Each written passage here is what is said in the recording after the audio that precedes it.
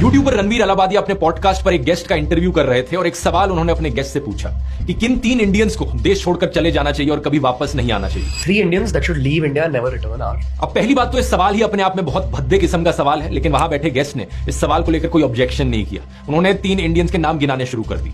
अब यह सवाल अगर आपसे पूछा जाएगा तो आपके मन में क्या आएगा? देश के सबसे बड़े आतंकवादी, गैंगस्टर्स, मर्डरर्स, या फिर आप सबसे बड़े भ्रष्टाचारी करप्ट लोगों के नाम सोचोगे जिन्होंने लाखों करोड़ों रुपए की चोरी कर रखी हो। लेकिन नहीं, इस आदमी ने जो 3 नाम सुना है वो कुछ और ही थे। बरखा दत्त, प्रोफेसर इरफान हबीब, रोमिला थापर। बरखा दत्त एक जर्नलिस्ट है जिनका नाम आपने सुना होगा, लेकिन बाकी जो 2 नाम हैं, इरफान हबीब और रोमिला थापर, ये एक्चुअली में हिस्टोरियंस हैं। आखिर इतनी एक्सट्रीम नफरत किसी के दिल में हिस्टोरियंस को लेकर आखिर क्यों होगी? इसके पीछे जवाब है दोस्तों इस ब्रेन वॉशिंग माफिया का दूसरा डिपार्टमेंट। क्योंकि रोमिला थापर कहती हैं कि हम हिंदू लोग गुलाम नहीं थे। सही सुना आपने, इसी कारण से गुस्सा है ये लोग रोमिला थापर से, क्योंकि वो कहती हैं कि हमारे जो पूर्वज थे, हमारे पूर्वज हिंदू लोग किसी के गुलाम नहीं थे, वो आजाद लोग थे।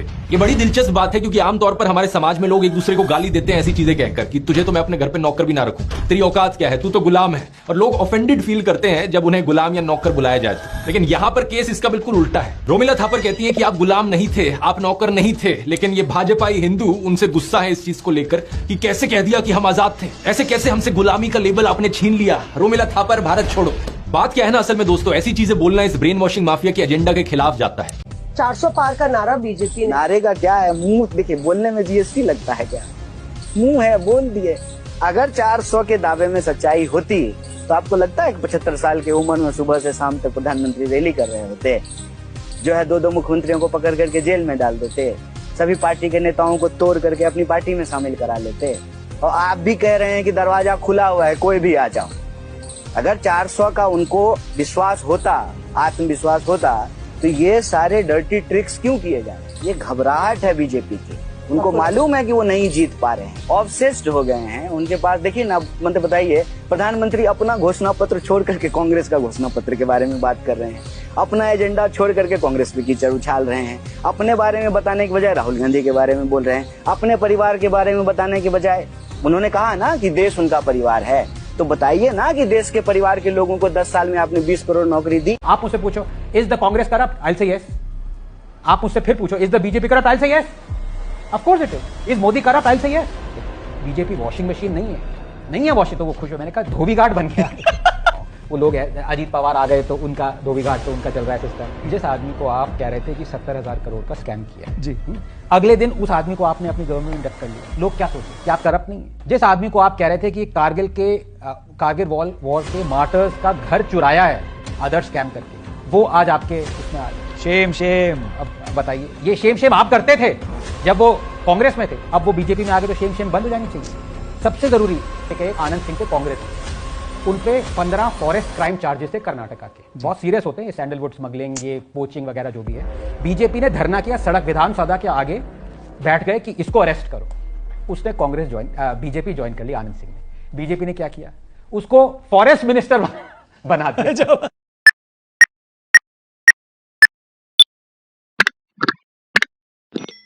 हेलो एवरीवन, आई होप कि आप सब अच्छे नहीं भी होंगे, चैनल पे ट्रेंड तो कर ही होंगे। अभी हम लोग देखने वाले हैं गोदी मीडिया के एक्सपोज वीडियो, और हर वीडियो का देने वाला हूं मैं अपना ओपिनियन कि मैं इस टॉपिक पे क्या सोचता हूं। तो आप लोगों से रिक्वेस्ट है, चैनल के साथ जुड़ जाएं, सब्सक्राइब कर ले, फ्री ऑफ कॉस्ट है। स्टार्ट करते हैं पहली वीडियो के साथ। चलिए पहली वीडियो। मगर अगर इंडिया अलायंस को बहुमत मिलता है तो देश की जनता ये जरूर सोचे इसका प्रधानमंत्री कौन बनेगा।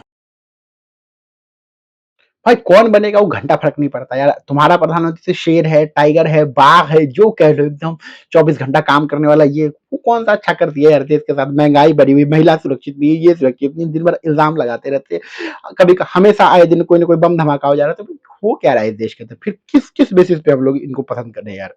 हद है इनका भी। चलो अगला देखते हैं। जैसे कई बार आता है कि गडकरी जी ने बहुत सड़क बना दी चारों तरफ, है ना, इस पे बहुत लोग बोलते हैं, बहुत इस पे मतलब बताया जाता है कि अच्छा काम किया। मैं बस इसमें ये बोलना चाहता हूँ कि कभी भी आप टोल वाली रोड से नीचे उतर जाओ, जिस रोड पे टोल ना हो, कहीं भी। मैं खुद यहाँ यूपी में भी, यदि आप बुढ़ाना से जाओ शाहपुर की तरफ या कहीं भी, उसमें बिल्कुल भयंकर गड्ढे हैं। मतलब जिस रोड पे टोल नहीं है उस रोड में गड्ढा ही गड्ढा है। तो आम आदमी ये नहीं समझ पा रहा, जो तेल 95-96 रुपए लीटर मिल रहा है, आज की तारीख में टोल पड़ता है 2 रुपए किलोमीटर, आप एवरेज निकाल लो। तो गाड़ी वाले के लिए वो तेल 95 की जगह 125-130 रुपए लीटर है। तो एक कान घुमा के पैसा लिया जा रहा है 130 रुपए लीटर। मोटरसाइकिल वाले को पता नहीं चलता, क्योंकि टोल की सड़क पे उससे तो टोल लेना नहीं। लेकिन आप कहीं छोटे पे चले जाओ, आप अभी किराने वाले, हमारा ये बना हुआ है हाईवे, यहाँ से आप जाओ पानीपत, आपको चकाचक सड़क मिलेगी, लेकिन है ना, लेकिन आप उतर के अभी कंडेले चले जाओ, आपको पता चल जाएगा कितना टाइम लगेगा। जो हमारा इंडस्ट्रियल एरिया है, कहीं भी जो भी टुकड़ा है बिना टोल के, जिस पर पैसा सरकार नहीं वसूल रही है, वो सड़क नहीं बनी है। ये सच्चाई है। और ये मतलब कोई बात उठा ही नहीं रहा ना, नेता को पता। आपकी इस बात से मैं सहमत हूँ। अभी कैराना से कंधाला जाइए, बिल्कुल कंधला, हाँ, आपको पता चल गया होगा एकदम खराब। मैं तो देखता हूँ दूसरे अगर जो आप शायद यही है भाई, इधर से मेरठ की तरफ जाए, मैं नहीं बोल रहा काम कर, जो पानीपत से मेरठ का रास्ता वो हाईवे हो गया। लेकिन जिस तरीके से दिखाया जा रहा है, जिस तरीके से बताया जा रहा है, जिस तरीके से चीजों को प्रमोट किया जा रहा है, ठीक है, वैसा भी नहीं है ग्राउंड लेवल पे। ग्राउंड लेवल पे चीजें बहुत अलग है। मध्य प्रदेश के अंदर भी ग्राउंड लेवल पे चीजें बहुत अलग है। बट कोई नहीं, चलो अगला देखते हैं। मैं खुद एक हिंदू हूँ। मैं अपने दोस्तों के बारे में जो मुस्लिम है, मैं सोच भी नहीं सकती उनको कैसा लगता है। लाइफ में बढ़ा जा रहा है। 2014 से जो हम कम्युनल वायलेंस और कम्युनल चीजें देश में देख रहे हैं, वो कितना ज्यादा इंक्रीज हो रहा है, वो हमें दिख रहा है। ये छोटी छोटी चीजें, स्टेटमेंट्स देख के अब लोगों को लगेगा अच्छा वो लोग बोल सकते हैं पार्लियामेंट में, तो हमें क्या दिक्कत है, हमारा कोई क्या उखाड़ेगा, हमें तो कोई नोटिस भी नहीं कर रहा है, बोल दिया निकल जाओ। मतलब ये चीज एक हो सकती है आम जनता में, हो रही है, कहाँ नहीं हो रही है। आप सड़कों पे चलिए, आप किसी कट्टर राष्ट्रवाद जो अपने आप को बोलते हैं, बल्कि गलत वर्ड है ये, आप अपने आप को हिंदूवाद बोलिए, उनसे बात करेंगे, बड़ी आसानी से किसी को ये चीजें बोल सकते हैं वो लोग। उनको कोई दिक्कत नहीं होगा। उनको दिक्कत भी क्यों होगा? उनके बैक में अगर संसद में आप ऐसी चीजें बोल सकते हो, तो सड़कों पे तो बोलना आसान है ना। फिर पार्लियामेंटेरियन ऐसी चीजें बोल रहे हैं, तो आपको क्या दिक्कत है? एग्जैक्टली मैं भी यही बोलता हूँ हमेशा कि जब जिनके प्रधानमंत्री के शब्द ऐसे होते हैं कि मुसलमान को दे दिए जाएंगे, कपड़े के कलर से पहचान लो, भड़वा, कटवा, दलाल जैसी चीजें अगर उनके नेता ही बोलते हैं, तो फिर अगर उनके बच्चे ऐसी बातें बोलते हैं, या फिर उनके जो सपोर्टर हैं, उनके प्रवक्ता हैं, उनके जो युवा नेता हैं, उनके जो बूढ़े नेता हैं, जब वो ऐसे बयान देते हैं, तो तकलीफ 0% भी नहीं होती। क्योंकि जब जिसका बाप ही ऐसा बात बोलता है, तो औलाद अगर ऐसा है तो इसमें दिक्कत क्या है? वही वाला कहावत फिर से मुझे याद आ गया कि मतलब जो है ना, एक बच्चा रोड पे खड़ा होकर पेशाब कर रहा था, एक आदमी आया, 2 थप्पड़ लगाया, बोला रोड पे खड़े होकर पेशाब कर, तमीज़ नहीं तुमको? चलो तुम्हारे बाप को बताते हैं। जब लेके गया उसके बाप के पास, तो देखा बाप छत पे से खड़ा होके मूत रहा था। समझ गया वो, जिसका बाप छत पे से मूत रहा है, तो बेटा अगर रोड पे मूत रहा है, तो क्या ही गलत कर रहा है। वही बात है बीजेपी के साथ। अगर मोदी जी संसद में जाके या फिर बड़े-बड़े स्टेज से जाके ऐसा बयान दे सकते हैं, तो अगर उनका छोटा पहिया नेता सब रोड पे दे रहा है, तो इसमें गलत क्या है? कुछ भी गलत नहीं है। चलो अगला देखते हैं। क्या करती हैं? Masters of political science. Sir मैं तो यही कहनी है कि बीजेपी नू पकी पकाई खीर मिली आ। रियलिटी आ 15 दिनों का पैसा बचा था, 15 दिनों का पैसा। ऐसी सिचुएशन आ जाए अब कोई नहीं संभाल सकता। कौन सा नरसिम्हा राव वाले टाइम बोल रही हैं आप? हाँ, कौन उस कंडीशन तक लेकर आया था? कौन उस कंडीशन तक लेके आया था? क्यों हमारी अर्थव्यवस्था लगातार गिर रही थी? क्यों अंग्रेज अर्थव्यवस्था आपसे आगे थी, आपको पता है? उससे पहले जो अंग्रेजों ने हमारा बुरा हाल किया, उसके नहीं था बुरा किया, बिल्कुल किया। तो अर्थव्यवस्था में हमसे आगे क्यों जा रहे थे? हम क्यों लगातार पीछे जा रहे थे? हमको 1991 में क्यों इकोनॉमिक रेवोल्यूशन की तरफ जाना पड़ा? हम उसी व्यवस्थाओं में क्यों नहीं रह गए जो वहाँ पे चल रही थी? तो उसको हैंडल भी तो किया गया ना। उसको डॉक्टर मनमोहन सिंह ने। नरसिम्हा राव प्रधानमंत्री थे डॉक्टर, पर आइडिया किसने दिया उनको? आइडिया किसने दिया? नरसिम्हा राव का कोई योगदान नहीं। सर मैं उस टाइम थी नहीं, जो मेरे को पढ़ाया गया बस। देखो मेरा इसमें से बहुत सिंपल टेक है कि जब भारत आजाद हुआ था, उस समय कई सारे ऐसे इंटरनेट पे वीडियो अवेलेबल है, आप देखना कभी, कि इतने बुरे हालात थे इस देश के अंदर, इतने बुरे हालात थे इस देश के अंदर, कि मतलब इस देश को अगर नेहरू जी नहीं होते तो संभालना इम्पॉसिबल था। लेकिन फिर भी बहुत हद तक नेहरू जी संभाला। हाँ, अगर उस समय अगर कोई भी चीज हुई तो वो फेलियर कांग्रेस की थी, उसको सही भी कांग्रेस के लोगों ने ही किया, फेलियर भी कांग्रेस का ही था। और कांग्रेस ने देश के अंदर ऐसा नहीं है कि बहुत अच्छा सब कुछ किया, अपने राज में उन्होंने बहुत कांड किए, इतने ऐसे कांड किए हैं कि जब आप उनको मैं लिस्ट गिरा दूंगा तो आप बोलोगे साला ये कहाँ से सही पार्टी है।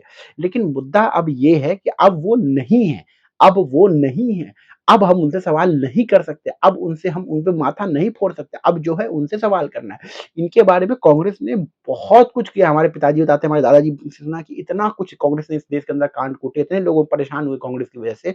लेकिन यही सब कारण था जो पिछले 10 साल से कांग्रेस सत्ता में आ भी नहीं पा रही है। और अगर इतने साल 10 साल होने के बाद भी वापस से अगर हमको कांग्रेस को टारगेट करना पड़ रहा है, इसी को कहते हैं बेवकूफी, जाहिलियत। मुझे अब बीजेपी को टारगेट करना पड़ेगा। अब कांग्रेस को टारगेट हम नहीं कर सकते क्योंकि कांग्रेस अभी नहीं थी। जब कांग्रेस थी तब लोगों ने टारगेट किया, कांग्रेस को हराया, बहुत गंदे तरीके से हरा के इस देश से एकदम मतलब सफा चट्टी कर दिया था लगभग। तो अगर अब बीजेपी है तो सवाल बीजेपी से होगा, ना कि कांग्रेस से होगा। ये भी समझना बहुत जरूरी है आप लोगों को। चलो अगला देखते हैं। पूर्व सीएम और विदिशा से लोकसभा प्रत्याशी शिवराज सिंह प्रचार करने रायसेन जिले के मंडीदीप पहुंचे थे। चुनावी सभा में माइक बंद हुआ तो उन्होंने भाषण रोक दिया। घड़ी दिखाते हुए पूछा, माइक कैसे बंद कर दिया? अभी 10 नहीं बजे हैं, चालू करो। वहीं मंच पर मौजूद विधायक सुरेंद्र पटवा ने थाना प्रभारी को धमका दिया। पटवा ने कहा, इधर आ, ऐसी जगह फेंकवाऊंगा कि वापस नहीं आएगा। गुरुवार रात की सभा का ये वीडियो शुक्रवार को सामने आया। एसपी बोले, टेक्निकल प्रॉब्लम के चलते साउंड बंद।